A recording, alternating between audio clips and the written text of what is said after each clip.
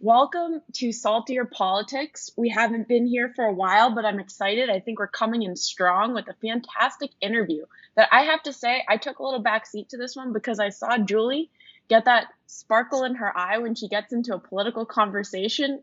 Julie, that I remember on Outnumbered or on when you were on Fox. Yeah, so we interviewed Dave Spencer, the host of the Practically Political podcast, who's a Rockefeller and is a member of the Rockefeller family and still a Republican, still a Rockefeller Republican, probably the last Rockefeller Republican standing, because I don't think there's many Rockefeller Republicans or any other kind of moderate Republicans left in the Republican Party. I thought it was a fascinating discussion and the kind of discussion that I wish more Democrats and Republicans could have, and the kinds of discussions that Emily, I remember having with Republicans in Washington when I first started out that unfortunately just don't exist anymore. They still do at the state level to some extent, but increasingly less so. It's kind of sad. The thing is, we could have a conversation and actually talk about policy and talk about issues that I think move the conversation forward. And again, give good counterpoints, points back and forth. And I thought it was a joy. Yeah, he was just really fascinating. I'm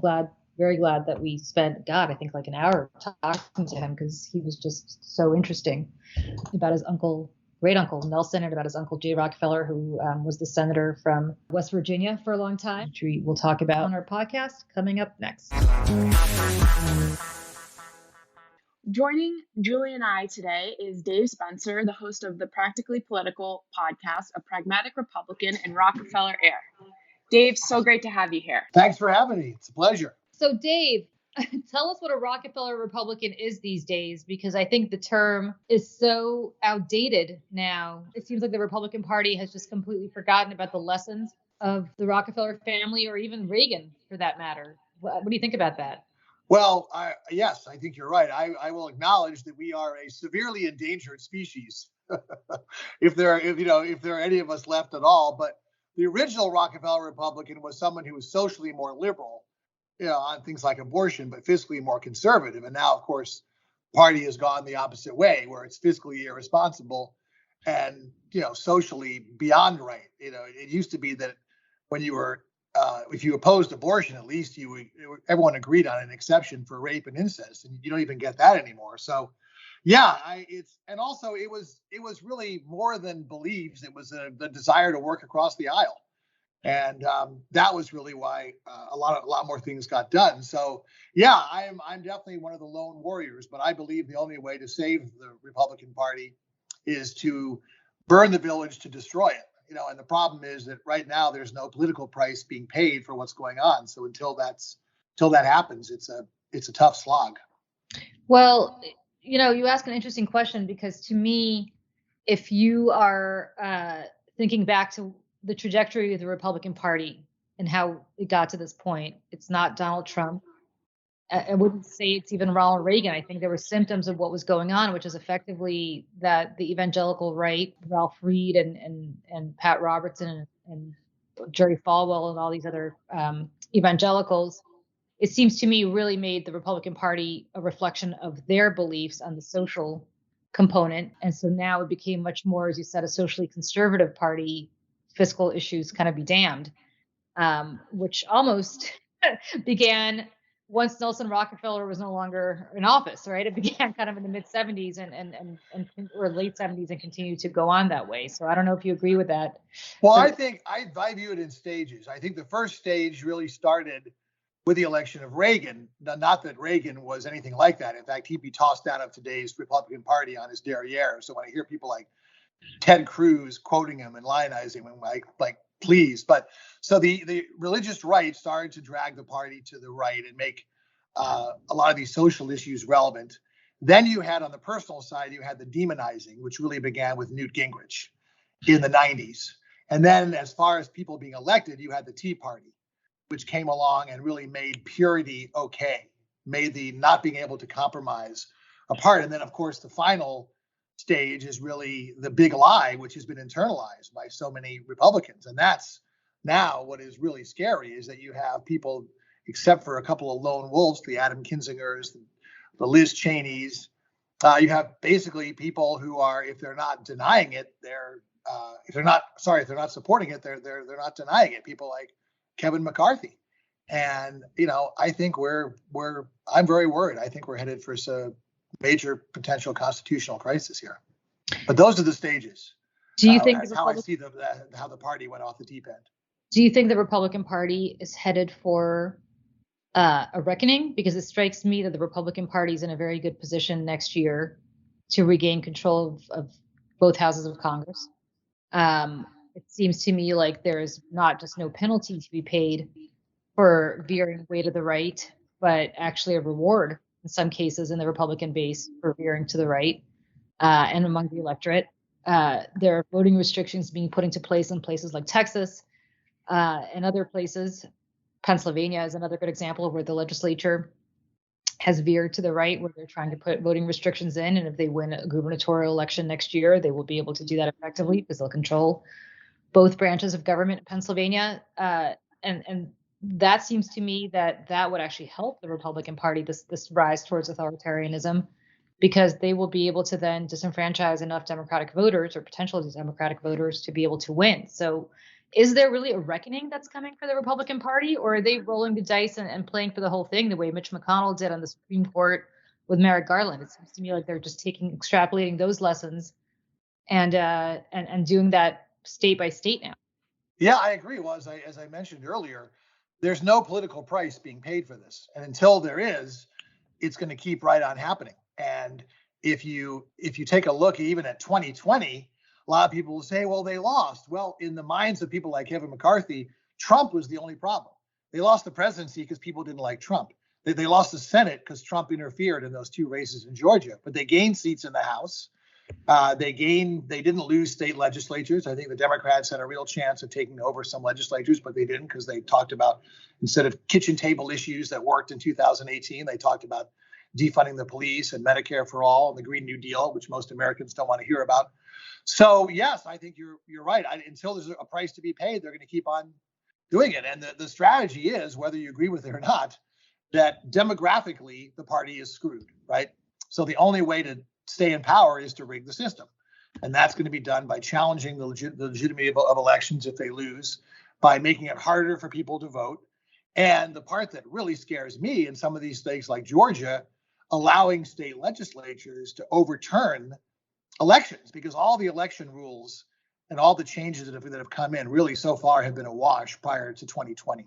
So I don't really buy when people say, oh, voter suppression has been going on since voter ID in 2005 or whatever. No, 2020 was a record turnout for Biden, a record turnout for Black voters.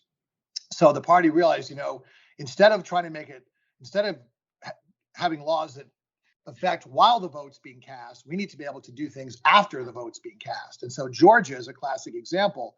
There's a very insidious law. It allows them to overrule counties. Well, you would say, hey, there's only 4 counties and they only can do 4 counties. Georgia's got 159 counties, second only to Texas. What's the big deal? Well, if those 4 counties are Cobb, Gwinnett, DeKalb, and Fulton County, they could overturn the election, right? I mean, because in Trump's mind, if you could get rid of Atlanta, Philadelphia, and Detroit, he'd be president, which actually, if you look at the votes, is true.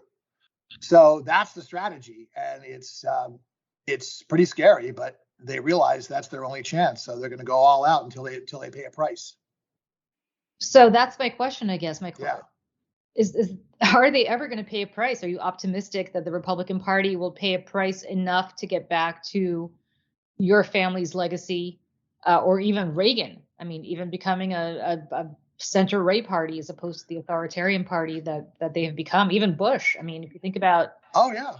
I'm not optimistic based on everything you just said that that's the case. And you're talking about Georgia, which is a great example, but you're also, I think back to just recently where they had the Maricopa County recount in Arizona, which if Trump could get rid of Phoenix and Maricopa County, he would have won Arizona as well. Yeah. And if you think about what they've done, that audit, everybody thinks was a joke because it showed at the end that there were more votes for Biden than there were when they began. But the reality is it was actually a brilliant strategy for the people who oppose Biden and oppose any kind of free and fair elections. It's given them a roadmap now, right, to be able to look and see where these votes came from, how it's just, to me, this is a roadmap that was created to help in places like Georgia, to help in places potentially like Pennsylvania, as I said, if a Republican wins the governorship there next year, and so on and so forth. That is, yes, I think you're right. Until there's a political price to be paid, they're going to go on doing this. And the best way to make them pay a political price was for the Democrats to understand that they don't have a mandate. And the best way to get power is to win more seats, to be patient, pass things that Americans want, get a couple more seats in the Senate, get more seats in the House. Then they can actually govern. But the Democrats, being the feckless and incompetent herding cats people that they are, the perfect is the enemy of the good. So Biden needs a win, and they're on the verge of derailing an infrastructure bill that 70% of the country wants, because they want this progressive wish list that very few people want. So the best chance was to show Americans that Democrats can govern and can give people what they want, because already they're swimming upstream.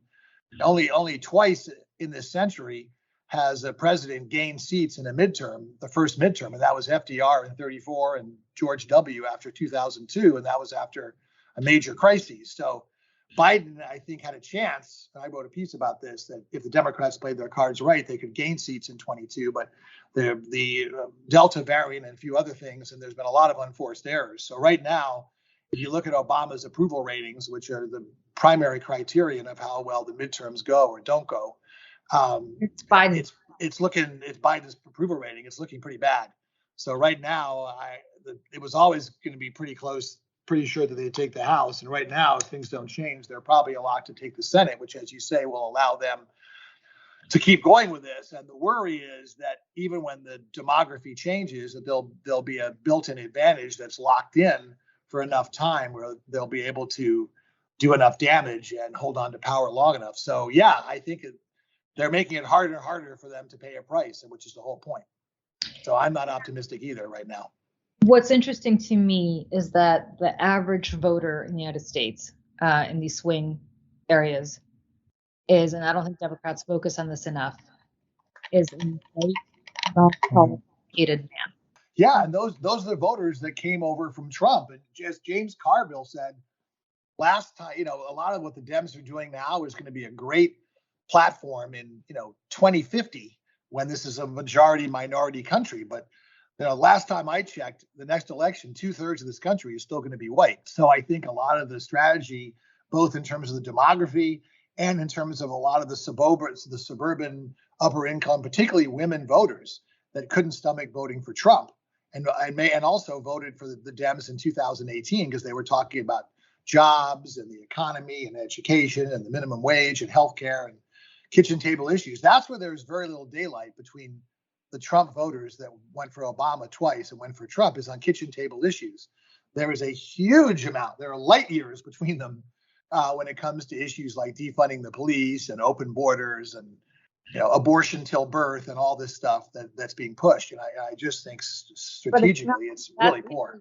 My question is it really being pushed, or is it being pushed by a right-wing ecosystem, including Fox News, where I worked for a long time? I don't know that most Democrats, if any, very few Democrats, would support abortion until birth. I don't think most Democrats, if any, there's very few, I guess, that talk about defunding the police. It's become something of a orthodoxy among conservative voters that this is what Democrats are communicating. In fact, Democrats are just doing a very, really poor job of communicating what they stand for, but it's certainly not abortion up until birth, and it's certainly not defunding the police. At least this Democrat doesn't support that, and most Democrats I know don't support that. My larger question, though, is if you're a Democrat, I'll just be devil's advocate on this because I don't really disagree with you. But if you're a Democrat and you're looking at the Republicans and you're looking how way to the right they went and how there was no let's temper ourselves. Let's have, let's not give Donald Trump everything he wants. Let's really just temper ourselves and think about the fact that this is not the country that it was 50 years ago. This is a pluralistic society with, Republicans never did that. Republicans went for it. I mean, they got every single thing on their wish list, including just banning abortion, even in cases of rape and incest in Texas. And, yet getting the Supreme Court that they want. Nobody said, well, I don't know, should we really not do this Merrick Garland move because it really might alienate some people? Republicans just went for it. And I think if you're a progressive Democrat, and I'm just extrapolating where I think the heads of people like Bernie Sanders, for example, are, the House Progressive Caucus, is that they're saying, what the hell? The Republicans went for it. We should go for it. And we should try to get what we can now when we have the majority in both houses of Congress and a Democratic president. Why not? Well, yes. Well, first of all, I agree with you that Republicans understand power and how to use it, and they sure Democrats don't. They also understand that the American people really don't care that much about process, and they don't care very much about a lot of issues that aren't at the front burner. A classic example of that is, I don't think in the history of American politics there's ever been 360 degrees of brazenness in terms of hypocrisy, in terms of shredding precedent than Merrick Garland and what happened after Ruth Bader Ginsburg died. I mean, the hypocrisy of these guys was just so galling. And a month later, nobody cared. So if nobody cared about that, they're not going to care about any process. And I think also Republicans understand that when they get things through, a lot of it is on narrower stuff where they have total control, but they also don't shoot themselves in the foot in terms of what's important to their base. And so that's why this thing of holding the first infrastructure bill hostage to a bill that doesn't have the votes in the Senate as we speak right now, because Manchin and Kristen Sinema, those two senators, aren't going to go for it. So what would have happened is that Republicans would have talked to them ahead of time, figured out exactly what they were going to offer. So let's say it's $2 trillion. They would make noise about their bigger plan, then say, okay, we're going to compromise. Let's try a $2 trillion plan. That would pass, and then they would pass Biden's plan. That's how the difference in the parties. They understand power. They have a strategy. The Democrats, it's like, as I say, it's like herding cats, and this has happened over and over again. So I agree with you. It's just, to me, it's not so much what they want. It's the execution and the understanding how to navigate the waters. I just think the GOP is much better at that when it comes to Congress. I agree, but you've now talked about voter suppression. You've now talked about veering to the right to embrace Trumpism for political expediency, for not for ideological reasons. Reconcile that with Ron DeSantis for me, and the fact that you seem to not dislike Ron DeSantis the way that some of us do. Well, my problem with Ron DeSantis is that, and Greg Abbott is like this too, at the very end, feeding the base comes first. And where they both really lost me was on these mandates, where you're basically telling, I have a small business. And the fact that someone, particularly a Republican who always talks about conservatism as letting those decide closer to who's being governed, closest on the laws. Really? So you're a bureaucrat who's 300 miles away in Tallahassee, and you're going to tell me that I can't require vaccinations? Or a cruise company? I mean, cruises can't require vaccinations? Give me a break.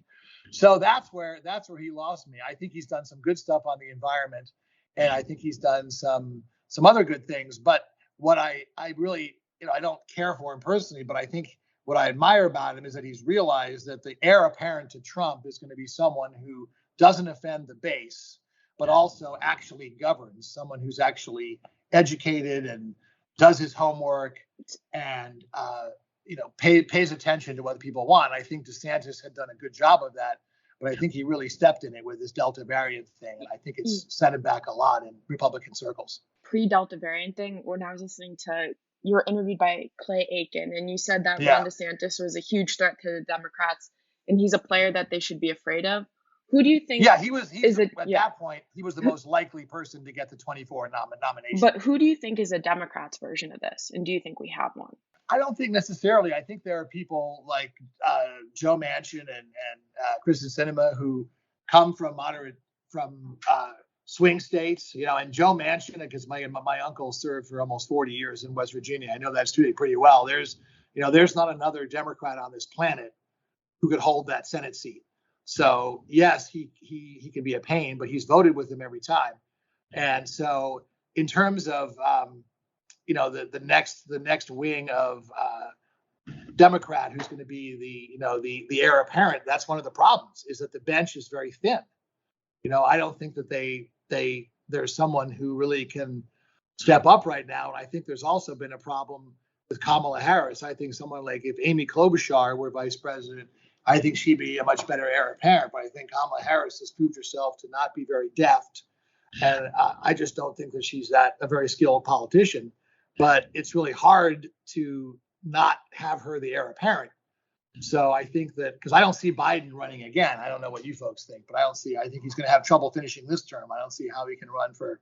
Oh, I think he runs. Term. I think if his health is fine, he runs again. I think the problem for Kamala Harris is that they've given her every horrible job. They've given her every no-win job on earth, right? But is that a coincidence? Well, it may not be a coincidence. The only thing I would say to Kamala Harris, if I were to talk to her, is why don't you ask for something that can give you a win and not just be the person that's being sent down to the border. Ultimately, I think the problem for Democrats has always been, and I think Bill Clinton used this great line, maybe it's not his, where he said Democrats fall in love and Republicans fall in line. Yes. And we Democrats, look, if I thought about who the bench, I remember being in college in 1991 thinking if Mario Cuomo doesn't run, George Bush gets reelected. Now, this is at the very end this is late 91. Bush's numbers were starting to soften a little bit, I guess, but not much because of the Iraq War, the first Gulf War. I just remember when Cuomo made that decision on the tarmac not to get on that plane to New Hampshire and basically pulled out of the race. I remember thinking, oh my God, that's it. We're never going to have anybody. Who are these people who's this lame governor from Arkansas? Paul Tsongas is lame. Everybody's lame. You kind of started thinking, going through the list, and then lo and behold, Bill Clinton pulled it out.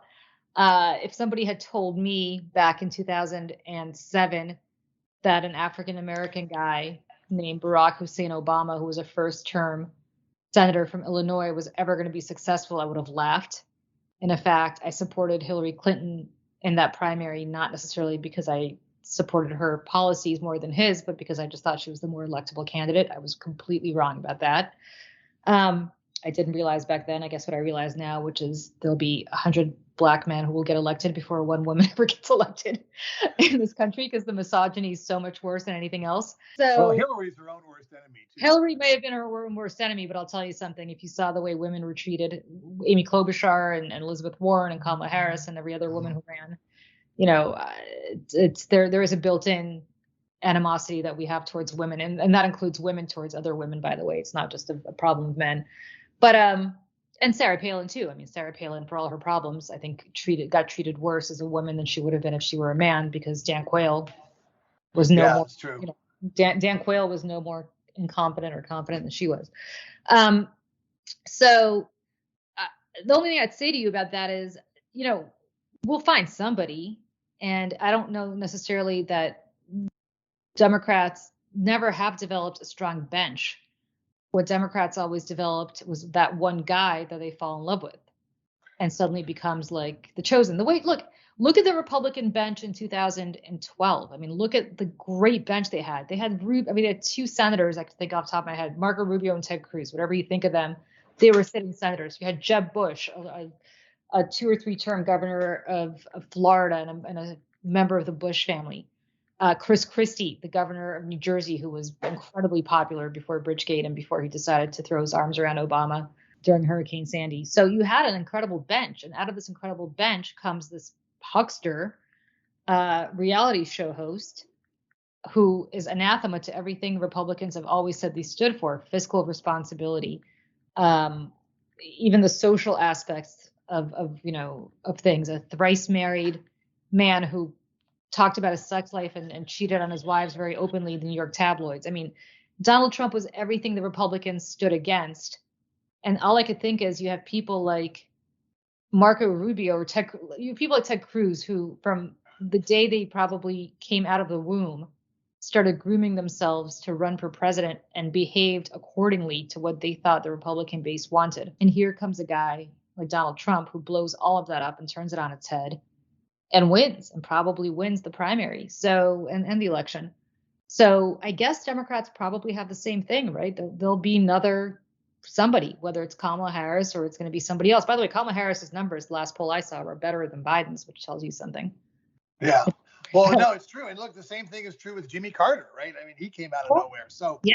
absolutely, that's why it's always good if you're going to run, because the one thing that's predictable about presidential primaries is that they're unpredictable. So every forecast of who the front runner was going to be, you go back, has been wrong, and every person that's got in early and really put their pedal to the metal has benefited. So I think that there probably will be someone who comes out. It's a little harder now because when you look at Bill Clinton and certainly Jimmy Carter, they came from southern states when the South was a lot more blue, so they were different types of Democrats. But every president has had something that's allowed them to peel votes from the other side. I think it's one of the most unappreciated qualities. And I think with Obama, it was, we're one nation, we're not red or blue, we're one nation. With Clinton, he was the new Democrat.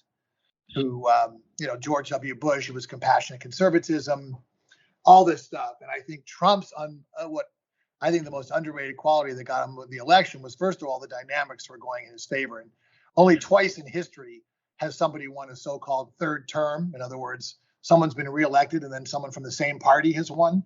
Gore should have done it, but he ran the worst campaign in history. But you had George H.W. Bush after Reagan, and then you have to go all the way back to Martin Van Buren after Andrew Jackson. And coincidentally, each of them were only one-term presidents, as was Trump. But so it's very hard to win a so-called third term. Plus, it was a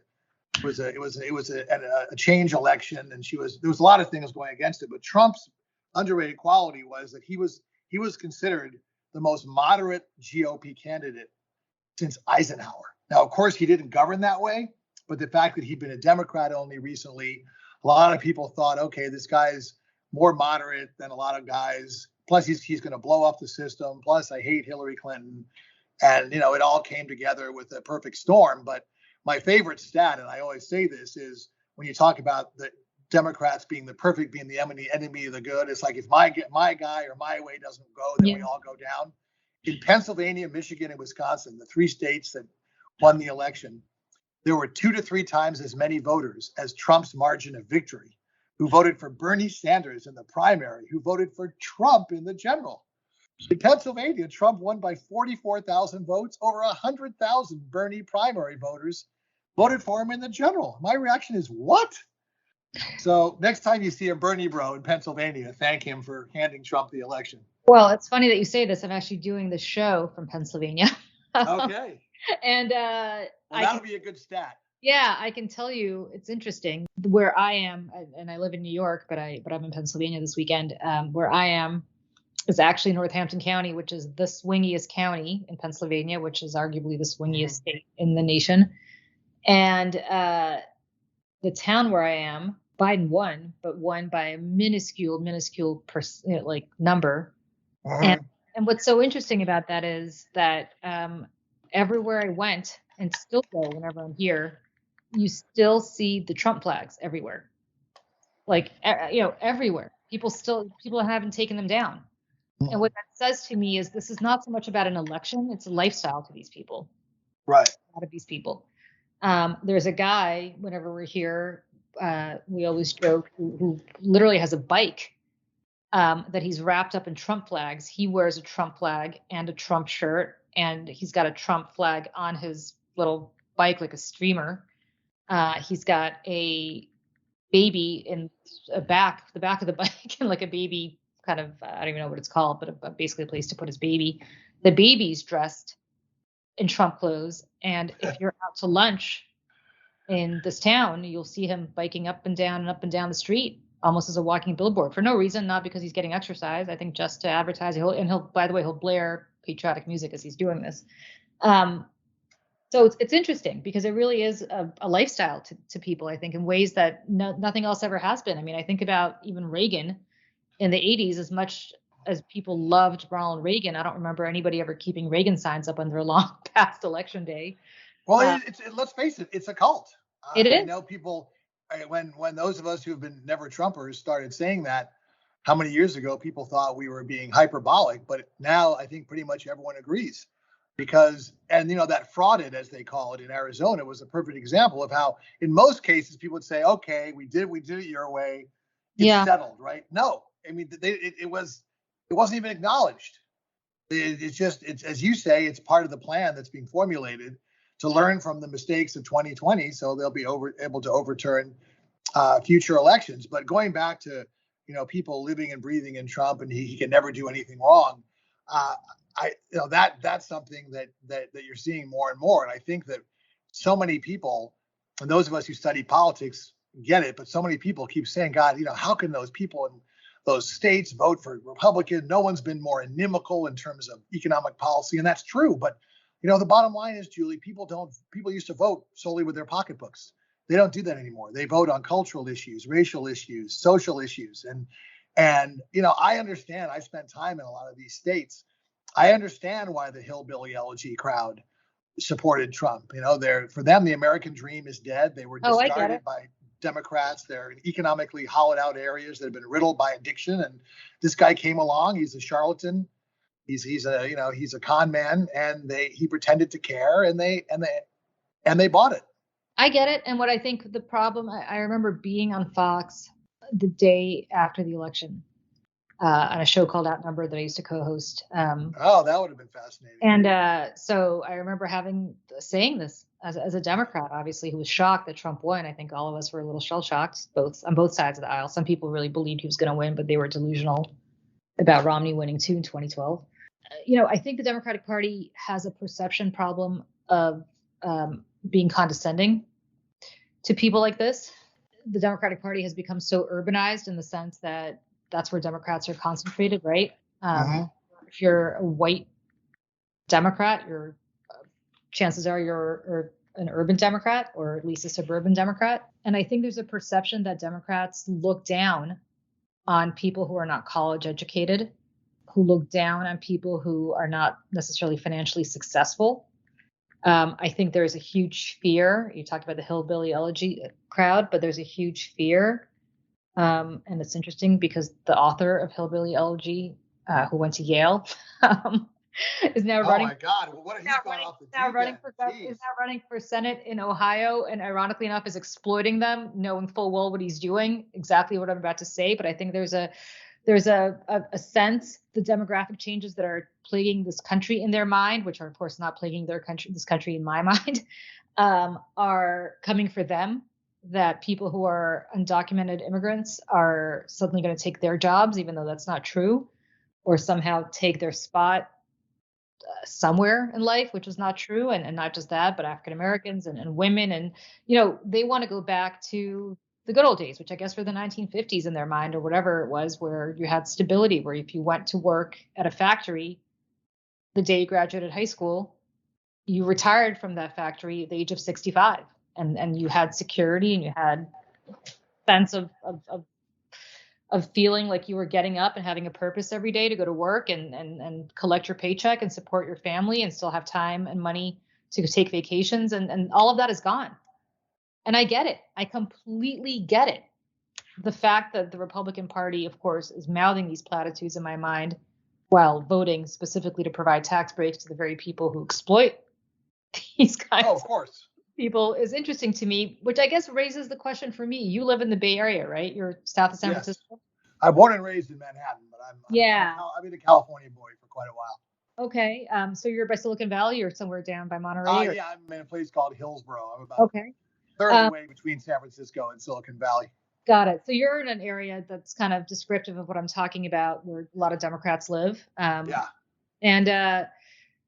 you obviously you're still a registered Republican, right, in California? I am. Yeah. So tell me why. And I don't mean that as a gotcha question. You now have pretty much outlined what you think the Republican Party has become. In California, the Republican Party has been hijacked by the same element that we talked about nationally, because you had a couple of good guys in your mind. You had a couple of, I don't know if they were Rockefeller Republicans per se, but a couple of fiscally conservative, socially liberal guys running Kevin Kiley was the guy. Yeah, in this recall election. And yet they were all by the wayside. And Larry Elder, who's like Trump on steroids, was the face of the Republican Party in California. So why would you still, is it a sense of just, your family's been Republican for so long, it's what you know, and it's hard for you to reconcile to becoming something else or not being a Republican? Why are you still a Republican?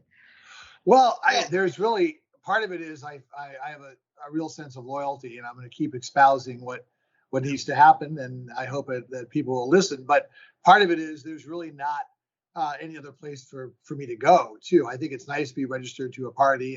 Being an independent doesn't really stand for much. And if this were Bill Clinton's Democratic Party, then I might think about it. But the party, though it's not nearly as bad as the Republicans, and it's policy, it's not ethics, it's not authoritarianism, it's not all this other stuff. But party's gone so far to the left. But I just want to comment on something that you said before, and that is about how you were talking about the strategy they have, and it's all part of it's the bigger strategy is, you keep talking about all these crises, right? There's a crisis on the border, there's an economic crisis, there's an inflation crisis, there's this crisis, because basically a classic authoritarian strategy is you foment chaos, so people are willing to sacrifice freedoms and rights to get order, and that's the big part of the strategy. And if you look at so much of what's being done, that's it. And it's a very nefarious, scary strategy. But I just go back to what I've said before.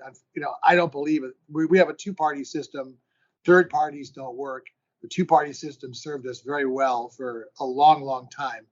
So I think that dealing with things like dark money, I think dealing with things like trying to address gerrymandering, more and more states are starting to have independent redistricting, which helps. I think that will continue to catch on. But the Democrats have to be a viable alternative. And that's what worries me, is that what you're seeing right now is I know some swing voters that are starting to say, you know what, this is not what I consider a viable alternative. And the scariest stat you're seeing is that in some polls now, Trump is starting to poll better than Biden.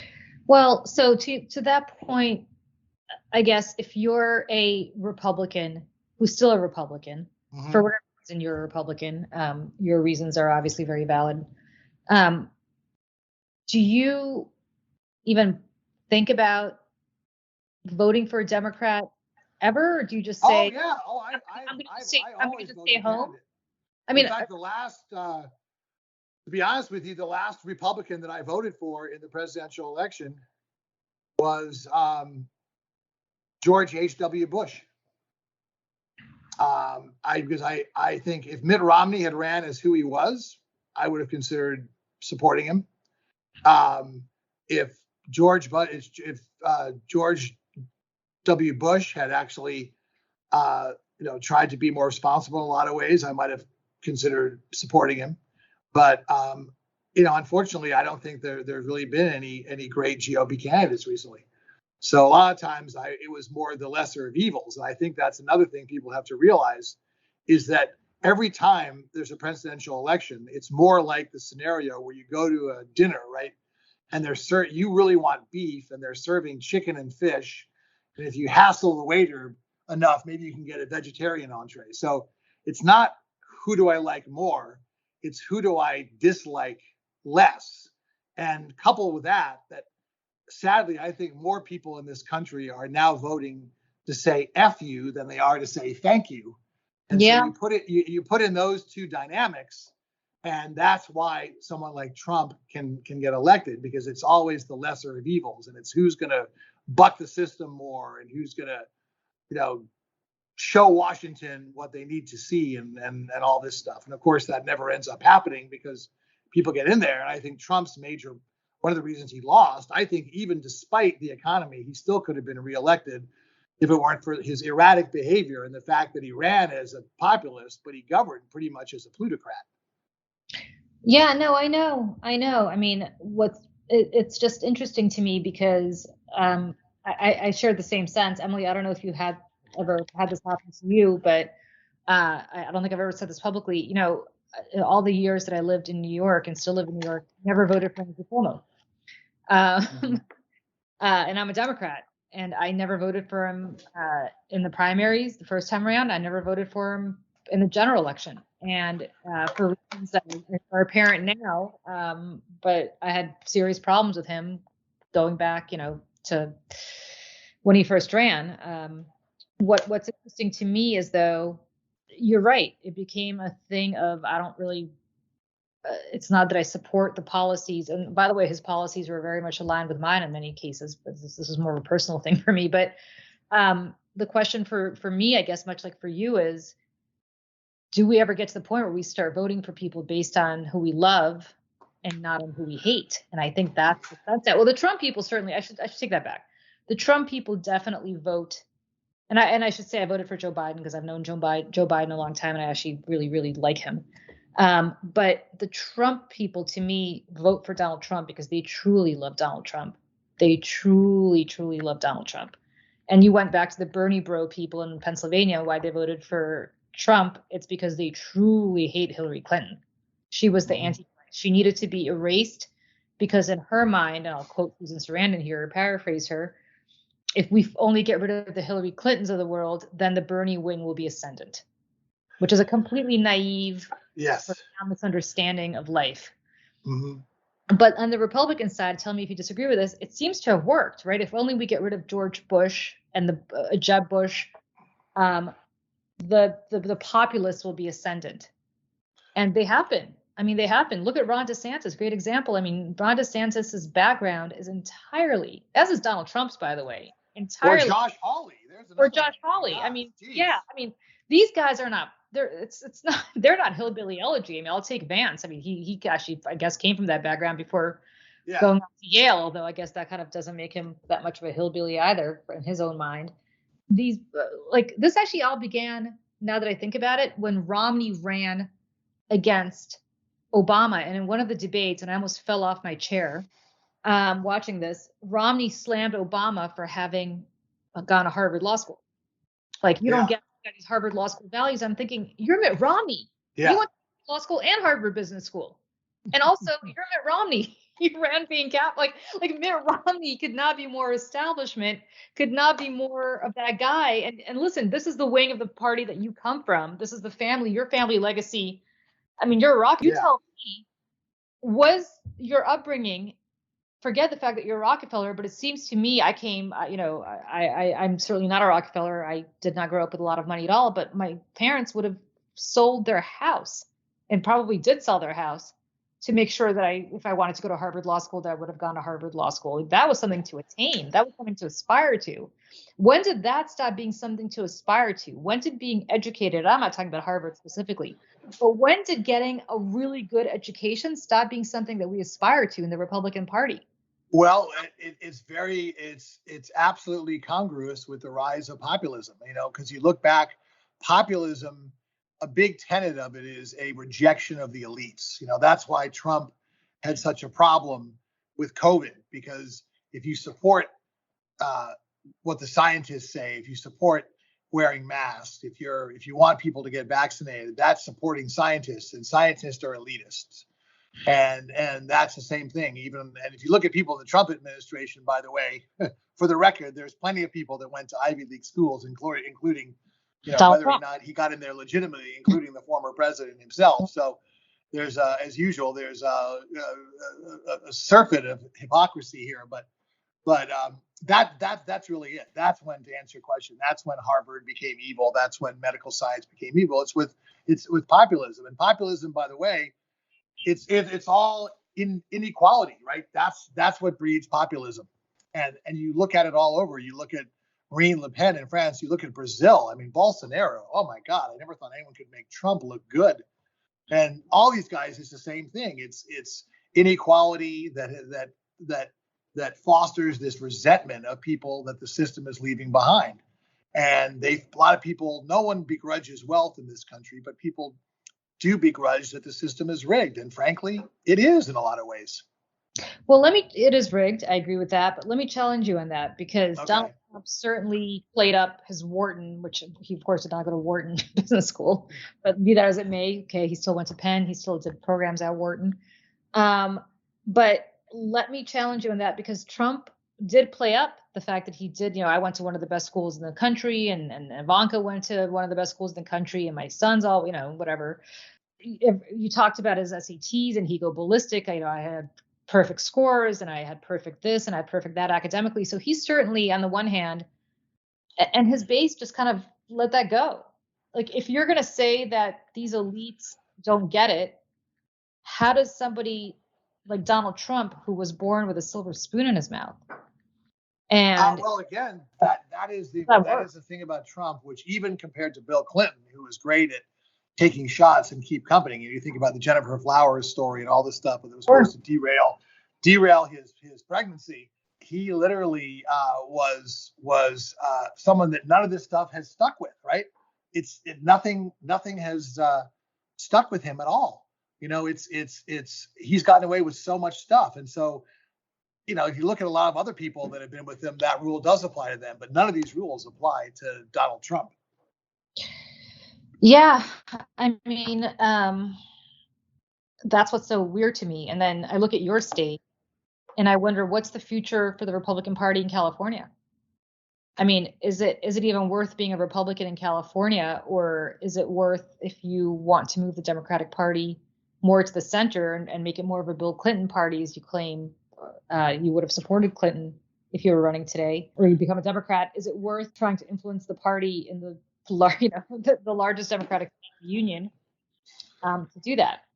Well, California has become obviously a one-party state, but I think a lot of people, and obviously myself included, are getting sick of a lot of the inefficiencies here. And I think that if someone talks about what good governance is about, that might have an effect. I also think this recall did a couple of good things. I think that, it might be a wake-up call to the party. And I think if Gavin Newsom, actually, some of the stuff that he's trying to do in terms of climate and housing has actually been good. His main problem is his demeanor and his unforced errors, and the fact that he's like that guy you meet at a party that's always looking past you for the next person to meet. Yep. He's always got his eye on higher office. And so maybe he might realize that after this, he's not going to be president, and he's got 5 years left. I think he'll get reelected easily, just the way Scott Walker did after his recall. And I think he can be a great governor. He can solve the water crisis we have here, which is not a water shortage, it's an allocation crisis. And he can do a lot of good things and have a huge legacy. So, but to answer your question, it's very, very tough. In the way that the things have been set up, it's very tough. And it's the same thing in a lot of these red states. It's very hard for the Democrats to gain. But tides change. Don't forget, 10 years ago, North Dakota had 2 Democratic senators. So, yep. Things can change. I think this goes in waves. And the good news for the Dems is that white working class men, which are Trump's number one demographic group, are the fastest shrinking one in the country. And if I were a Democratic president, I would focus on bringing those parts of the country back economically, because that's what's going to turn things around more than anything. Let me just ask you a quick question. Do you think that's possible, or do you think some of those places that have been eviscerated have just become so programmed to, for whatever reason, support Trump and believe in Trump and watch a lot of conservative TV news to the exclusion of everything else, that even if you bring jobs to them, like Obama to some extent saved the auto industry during the fiscal crisis in the late aughts, and Michigan didn't give him much credit for that, or Democrats much credit for that down the road during the Trump-Hillary race. So I wonder if that's even something that whether reason actually resonates, whether policy is something that still matters, or whether it's all rhetoric and performative art. Right. Well, I think in the end, policy does matter. And I think that's where, again, if the Democrats focus on the kitchen table issues where there's very little daylight between Trump voters and them, and that's one of the great things about infrastructure, is that it spreads the wealth. It brings jobs to a lot of these parts of the country that haven't really seen a lot of economic activity. And you can set up economic opportunity zones, just as I think you should in cities, to help these poorer communities get better jobs and have more economic opportunities. So I think in the end, policy does matter. And I think that's the best shot. And again, cults never outlast their leaders. And I still think that by the time we get to 2024, Trump's going to have a lot more legal baggage. And I think that he's going to have, his health is also going to be slipping. And so I think that there's a lot of things that will make it harder for him to run. My hope is that he sucks all the oxygen and all the money up for as long as possible. And then at the very end, someone else has to run, but they're going to be handicapped because they're not going to have the head start or the resources to run their best possible campaign. I like that note. And now to get to the final part of our podcast, Two Truths and a Lie. Dave, if you would go. Julie, as I told you earlier, always beats me. I know. I hear Julie is really good at this. So yeah. I've been doing a little practice to try to come up with something else, but I think I fooled 4 out of 5 people, Julie. So let's see how good you are. You know what? Okay? One person did fool me in the whole history of this podcast. In the years we've been doing this, one person, I forgot who it was, did fool me. So we'll see if you're the second. It's been a long time since. Here we go. Go for it. Drum roll, please. When I was a kid, and he was governor, my great uncle Nelson once asked me to pay for something. Number 2. Keep going. I have been to Burning Man multiple times. Number 3, during my extensive travels, I studied Cantonese. Oh. I'm going to say number 1 is probably true for what I know about Nelson Rockefeller. But maybe I'm going to say you've been to Burning Man once, but not multiple times. I would say number 2 is the lie. Emily? I was going to say that too. I'm like, you've been to Burning Man once and we're probably over it quickly. And then we're like, never again. Envelope, please. Survey said number 3. I've actually been to Burning Man 5 times. You're right about Uncle Nelson. What? That I'm very impressed with your history. He was an infamous skinflint. My mom said he was trying to teach me something, but the real truth is he never had any cash on him.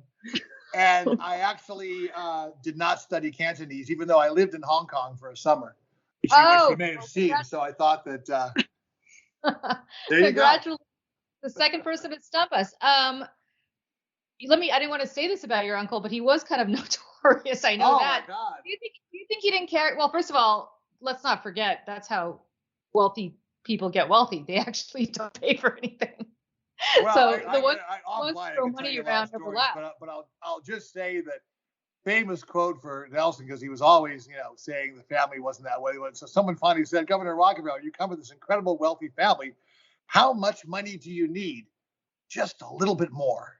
Let me ask you this about your family and about Nelson Rockefeller. So what do you think he would make? Since he's the guy that really coined the Nelson Rockefeller, he didn't coin it, but that's what people were talking about. Well, he was the one. If you look at tapes from him in the 1964 Republican convention, talking about clairvoyant, was worrying about how the party was becoming too extreme. So, but he was someone, he was one of those great politicians like Bill Clinton or Lyndon Johnson that, and decidedly not like Al Gore, John Kerry, and Hillary Clinton. That it didn't matter whether you were the coal miner from Appalachia or you had the PhD from MIT. He was right there with you. He felt like you were the most important person in the world. He could talk about anything.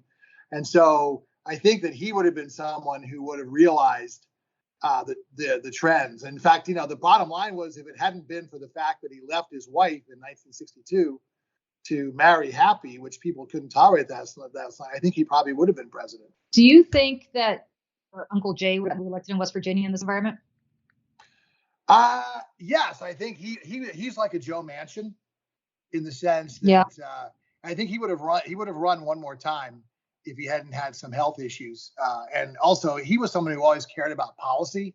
And so I think he was just having, particularly after the Tea Party came in, those last 5 years of his term, he said were the worst years he spent in politics because he just saw everything decaying. He saw, people not caring, not doing their homework, not realizing that, policy matters, that it was all about purity. And so I think that, but, I think in West Virginia, he would have been fine because again, he was someone who went and visited all the counties. He really, he was like, he was like a great example is Sherrod Brown in Ohio. It's another one of those guys. Every time the state gets more red, he keeps winning by a higher margin. So it is. I love. Yeah, it is possible. Again, you just have to pay attention to the things that voters care about. Well, let me say something about him on a personal level, because I did overlap with him when I worked in the Senate. God, 20 years ago now, if not longer. But I was very close. I did not work in the Senate for Senator Frank Lautenberg of New Jersey, but I was very close personally to Frank Lautenberg, Senator Lautenberg. And your uncle was just astoundingly great with him and amazing to him, especially towards the end of his life. And back when he needed a little extra help in the Senate of his life. And he really stepped up in ways that are just remarkable, and I've never forgotten it. And I know that I'm sure the Lautenberg family has not forgotten it either. So on behalf of that, I don't want to speak for them, but on behalf of myself, I want to thank you for that. Thank him for that. He was an incredible man and a very kind man, I think. Well, yeah, humility is something that was drilled into our heads. Humility and never, ever, ever be entitled. And that's what you see with so many young people these days. It just drives me crazy. I mean, granted, with all the physical challenges I've been through, I just appreciate everything. I would never come across, never be entitled. But Jay was, I remember he said that when he first got to the Senate, he became friends with John McCain because he admired so much of what he'd been through. He's like, my life has been the opposite of what you've been through.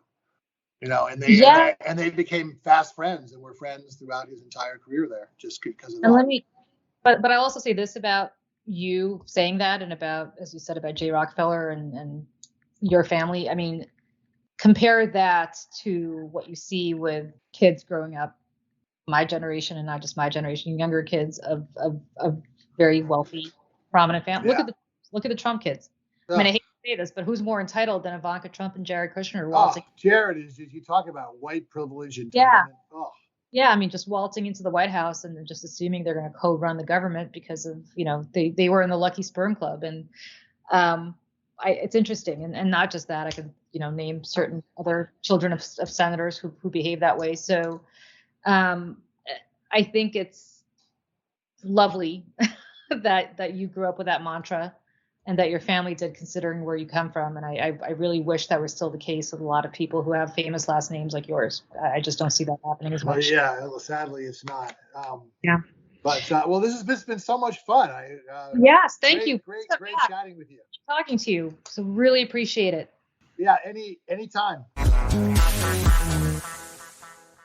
Julie, that was an incredible interview. And again, the sparkle in your eye, I think everybody who just listened to that is going to really get something out of that and have a great conversation about it. Yeah. So there was a sparkle in my eye. It is obscured by these ridiculous $1.50 cheater frames that I get at like Walgreens or Duane Reade or somewhere. So great discussion, and we will be sure to have him back. What's been going on with you? I've not caught up in a long time. I know. Well, I did a little mini dry triathlon. I won that. Wait, what? Back up. Yeah, it's part of this Orange Theory Fitness thing, but they have this dry tri, which you sign up for, and it's 2,000 meter row, a 5K run, and 300 reps on floor exercises. And I won the little mini studio thing, so that was really cool. Oh my God. Well, I know somebody who's going to be really interested in that. That's amazing. And then I ran a 10-miler last weekend. I'm helping a friend train for fun. Yeah, well, she's training for a marathon, and another friend, her wife was like, I can't run. Do you want to run it with her? Like with 2 days notice. I'm like, yeah. I walked from my house to my car that's parked in my driveway today. But I feel very accomplished. No. Well, you've been just like changing the landscape and empowering women. So tell me about, how are you doing? Because that's. Oh my God. Well, thank you. I've been spending all my time on Lift Our Voices stuff, really just doing incredible stuff, still trying to raise money for our mission. Fundraising is the toughest part of for me at least, of doing this, because it's just something that I don't particularly love doing. I don't love asking people for money, but obviously whenever you are running a nonprofit, you need money to do that. So have been doing that. Went down to DC for a few meetings last week on behalf of Lift Our Voices. And I had not been to Washington in a long time, I think since before COVID hit. and certainly since Donald Trump was president, it was nice. I mean, it was a nice in and out. You know what I did see when I was down in DC? So I had a lunch meeting at the Willard Hotel, which is right by the White House, just across from the National Mall. And then I had about 45 minutes or so to kill. So I decided to walk over to the mall because it's just the kind of thing I don't ever do when I go to DC. And I went by the Washington Monument where they have this COVID memorial set up. And these little white flags that are very tiny white flags that they have set up for that they've planted on the lawn by the Washington Monument for every person who's died of COVID in this country. Oh. And it was just a breathtaking, you know, sometimes you see these memorials and you're like, whatever, this is hokey. It was just breathtaking. It was just a beautiful, amazing sea of white. With the Washington Monument, which obviously is also white and very tall, kind of rising up from this this very vast field of white flags, little white flags. Really just amazing, just an amazing, amazing visual. And so I posted it on Twitter saying just exactly what it is. This is a monument to, you know, memorial to the people who died in the wealthiest country in the world. Because, of course, as the wealthiest country in the world, we have the healthcare system, or should have the healthcare system, to deal with this. And for a variety of reasons, our hospitals are overwhelmed and whatever, because people are not taking a vaccine that they should be taking. For whatever reasons, they're not doing it. But I didn't get into all of that. I just said this is a memorial to all the people who died in the wealthiest country in the world. The crazy vitriol I got back from people on Twitter was just really striking to me. Just shows how everything is so partisan now. I wasn't making a political statement. I wasn't making a value judgment. It's a fact. It's a fact. You were honoring the people who were being memorialized. Yeah, there are 600,000 and more white flags planted on the National Mall in honor of the people who died. I'm not making a value judgment about their death. I'm just saying they're dead. And sadly, I mean, and you know, if I had gone down a couple of yards to the Vietnam Memorial, which is also right there, and tweeted that out, would I have gotten this craziness about why are you getting, you know, political about the Vietnam Memorial and there are people like, no, I wouldn't have. But for some reason, COVID has just become the very fact that people are dead. Somehow people take as a political statement. There are memorials all over the place. No, I remember when you went to France, you posted about like the memorial there, I think, for World War II, and you didn't get that vitriol. Like, you know, like it's crazy. Like, okay, I could have gone down to the Jefferson Memorial. Would I have gotten crazy vitriol about a memorial about, you know, his treatment of enslaved people on his properties? No, I wouldn't have. I mean, I don't think I would have. It's just a visual of a memorial. Or the Lincoln Memorial, would I have gotten this whole, you know, the Lincoln Memorial, how dare you talk about, you know, a man who defeated the Confederacy? Like, what?